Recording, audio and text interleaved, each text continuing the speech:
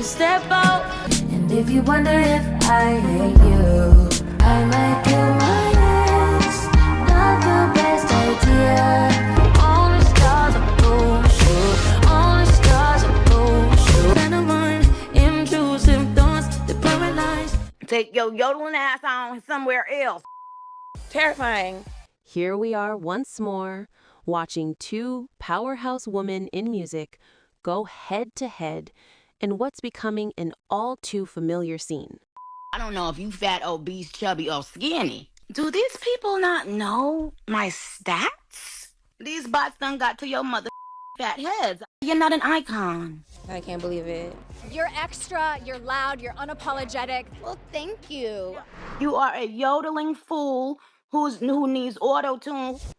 According to this latest flare-up, the tension traces back to 2020, when Nicki reached out to SZA's then-manager, Taryn Punch Tenderson, for a potential collaboration.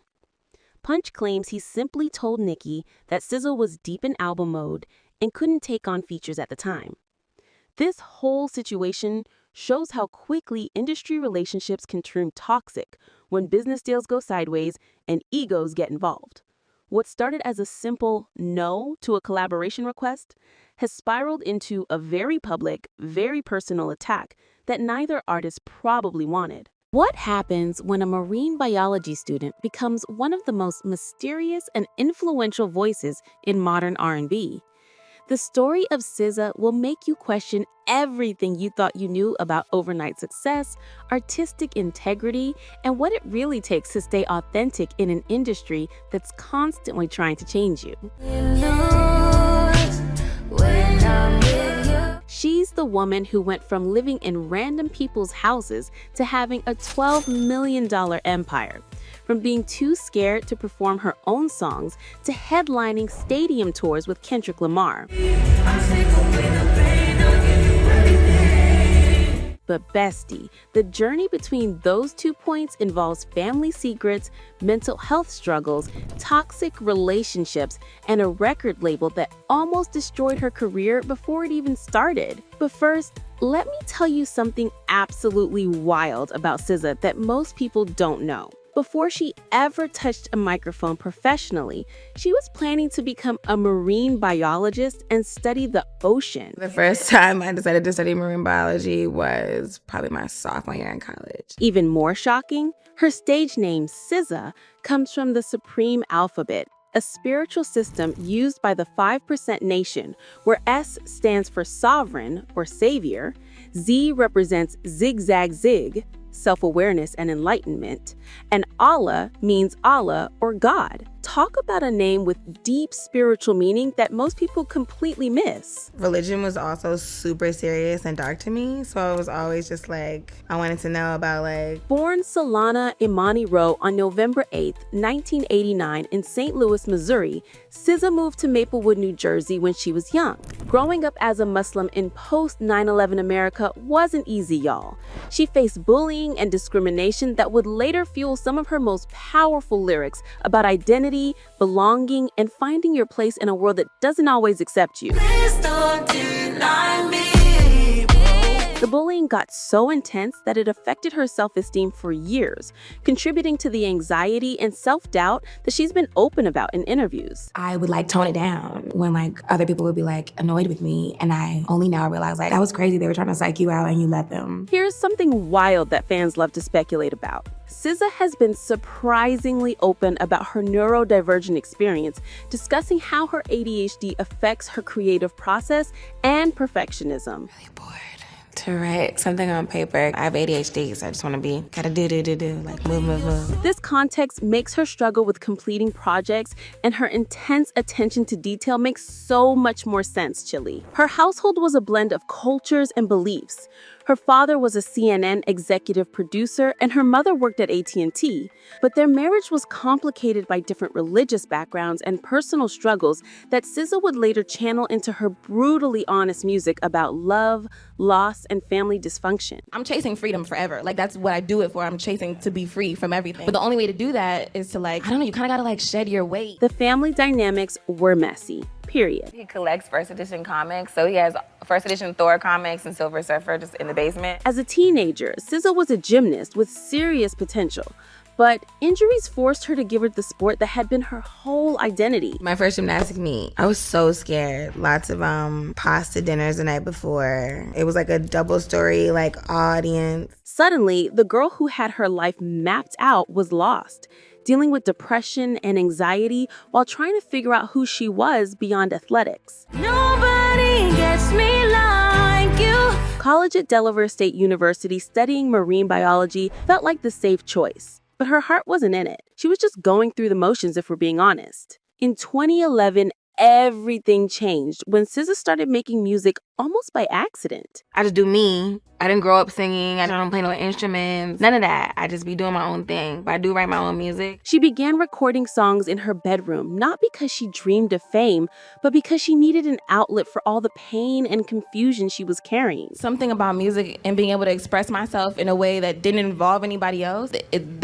I'm chasing freedom forever. Her early tracks were raw, unpolished, and achingly personal. The complete opposite of the manufactured pop dominating the radio. This was giving authentic vibes before authenticity was even a thing. Her self-released 2012 EP, See SZA Run, caught the attention of some industry insiders, but it was still very much an underground project. This is the bed I lie in, yeah. The sound was experimental, blending alternative R&B with indie rock influences, and her vocals floated over atmospheric production that felt more like therapy than traditional music. She was really in her bag, even when nobody was paying attention. I'm drowning in this world of plateau. This is where this story gets really interesting, because SZA's rise wasn't the typical music industry fairy tale. Show me the way to your hiding place. She was sleeping on couches, staying with random people, basically homeless, while trying to make her music career work. The girl who would later sell millions of records was literally struggling to find a place to sleep at night. All the stars are those, all the stars. In 2013, Top Dog Entertainment, the same label that houses Kendrick Lamar and Schoolboy Q, discovered SZA and signed her as their first female artist. But being the only woman in a male-dominated label came with its own set of challenges that nobody talks about. She had to fight twice as hard to be heard, to get resources for her projects, and to maintain her artistic vision in a system that wasn't built for someone like her. The boys club was really boys clubbing, if you know what I mean. Her 2013 EP S and 2014 Z showed growth and experimentation, but SZA was still finding her voice both literally and artistically. The label wanted her to be more commercial, more radio-friendly, but that wasn't who she was. He was like, this is great. This could be on the radio, though, if you put some drums on it. And then he put drums on it. The tension between artistic integrity and commercial pressure would become a recurring theme that nearly broke her multiple times. She was low-key having an identity crisis while trying to figure out her sound. In 2016, SZA's collaboration with Rihanna on Consideration should have been her big breakthrough moment. She had written the song for herself, but when Rihanna heard it, she wanted it for her album Anti. Suddenly, SZA's songwriting was being validated by one of the biggest stars in the world, but she was still struggling to establish herself as a solo artist. The success of Consideration opened doors, but it also created expectations that felt impossible to meet. Everyone wanted the next SZA song, but she was dealing with perfectionism and anxiety that made creating music feel like torture instead of joy.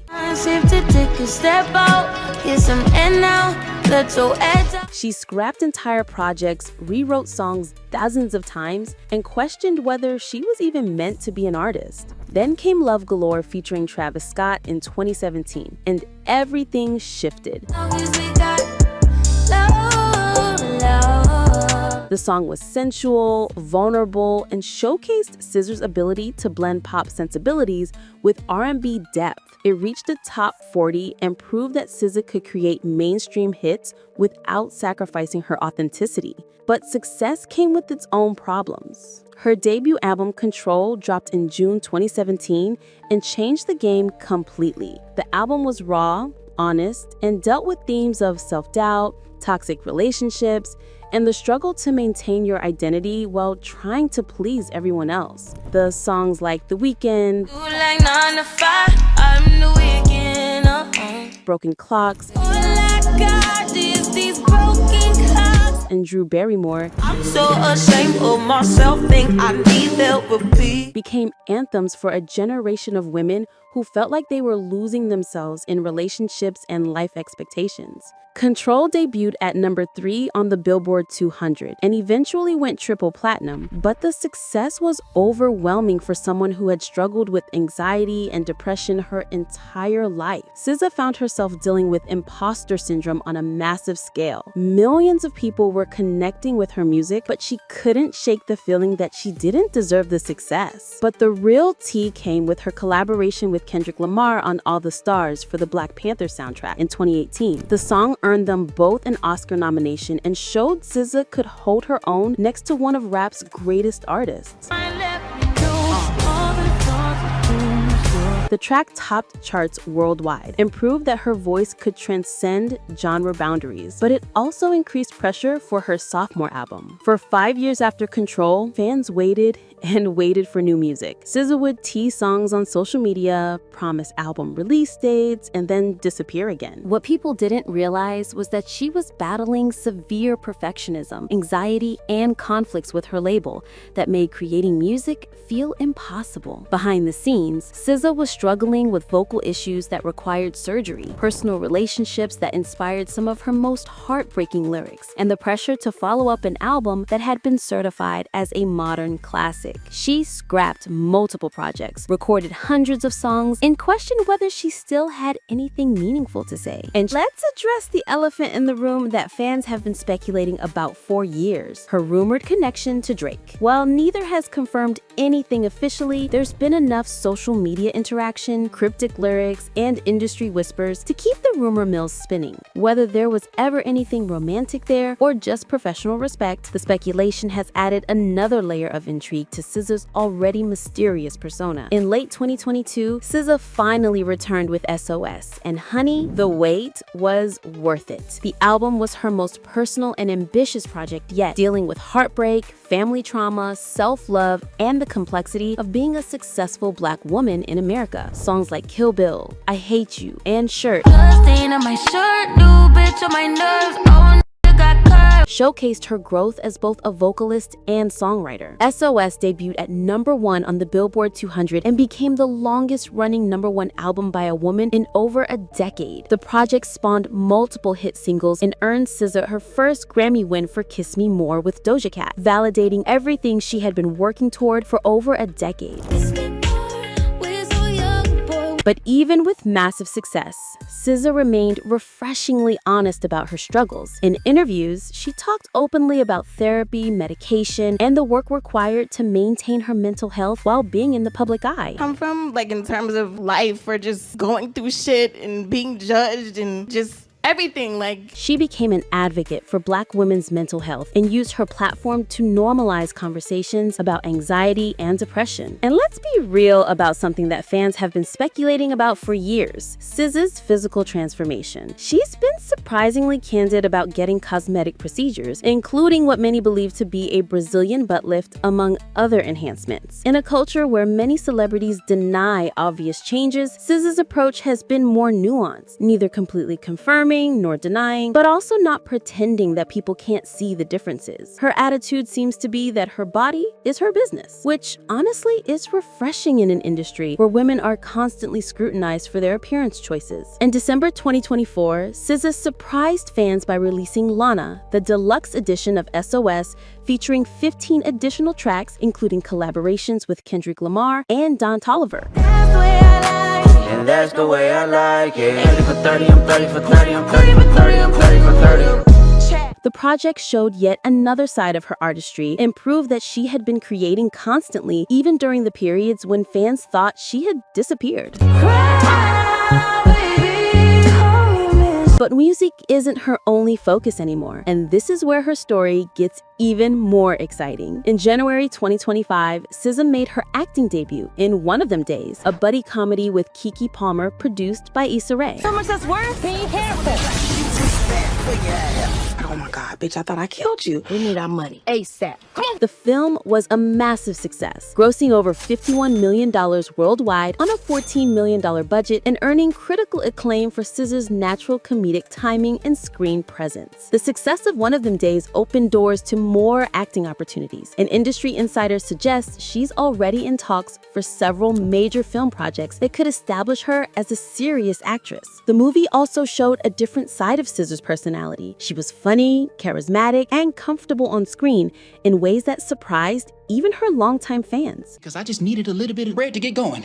You know what I'm saying? But I'm gonna flip these. I'm gonna give it right back to you, baby. Times 10. As we move through 2025, SZA is absolutely dominating multiple industries. She's currently co-headlining the Grand National Tour with Kendrick Lamar, performing in stadiums across North America to sold-out crowds. Shout out to Kendrick. Shout out to Kendrick. Yes. The tour is expected to gross over $150 million and cement SZA's status as a major live performer.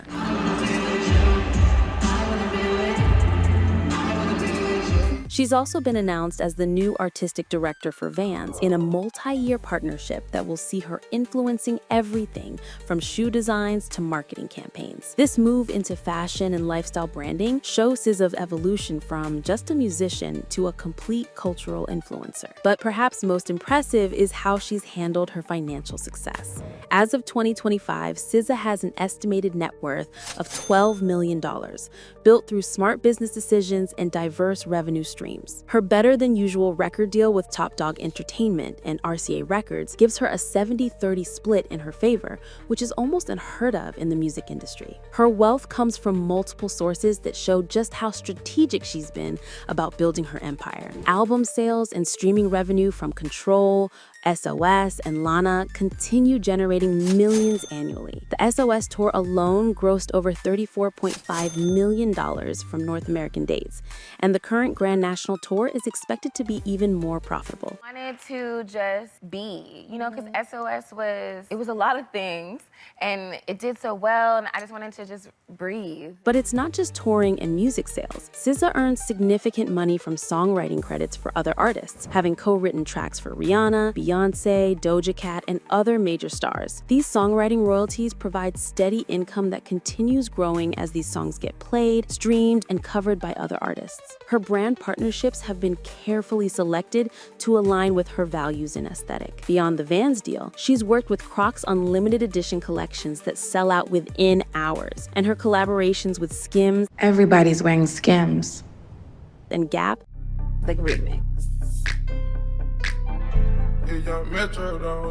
have introduced her to fashion audiences who might not have discovered her music otherwise. Real estate investments and other business ventures round out her portfolio, showing that SZA has learned from other artists' mistakes about putting all their wealth into one area. She's built a diversified financial foundation that should sustain her long-term, regardless of what happens with her music career. Looking ahead, 2025 and beyond seem incredibly bright for SZA. Industry rumors suggest she's already working on her next album, with Pharrell Williams confirmed as a producer on several tracks. If true, this collaboration could result in her most experimental and ambitious project yet. There's also speculation about more acting roles, potentially including action or dramatic projects that would showcase different aspects of her talent. Given how successful her comedy debut was, Hollywood is clearly paying attention to what she can do beyond music. But perhaps most importantly, SZA seems to have found peace with who she is and what she wants from her career. In recent interviews, she's talked about being more confident in her decisions.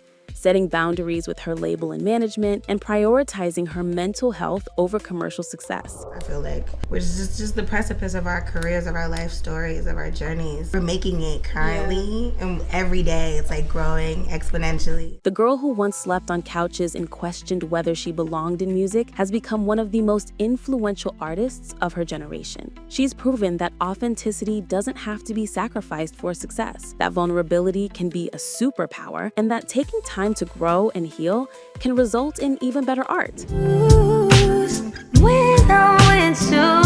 SZA's story is still being written, but one thing is clear. She's not just surviving in the music industry. She's redefining what it means to be a successful artist on your own terms. If it was up to me, I wouldn't give it nobody's no sympathy. From marine biology student to multi-millionaire superstar, her journey proves that the most unexpected paths can lead to the most extraordinary destinations. You gotta just decide what you care about and focus on those things.